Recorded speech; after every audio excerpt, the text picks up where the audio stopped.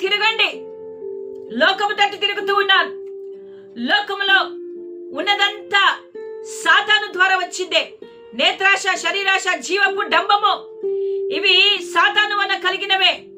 మీ హృదయంలో చిప్పుకొని, ఒకవేళ ఈరోజు నీ పేరు ప్రఖ్యాతలు, నీ చదువులు, నీ అంతస్తు, నీ హోదా, నీ ఆస్తిపాస్తులు, వీటిని బట్టి నువ్వు దేవునికి దూరం అయ్యావేమో ఒక్కసారి పరీక్షించుకో.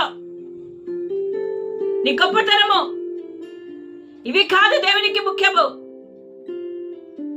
అవన్నిటినీ కూడా మీరు వదిలిపెట్టి దేవుని ఎదుట నీ హృదయాన్ని విప్పి, మీ హృదయములను చించుకొని పశ్చాత్తప్తులై ఆయన వైపు తిరగండి. హల్లెలూయా. ఒకవేళ ఆయన మనస్సు తిప్పుకొని పశ్చాత్తాపపడి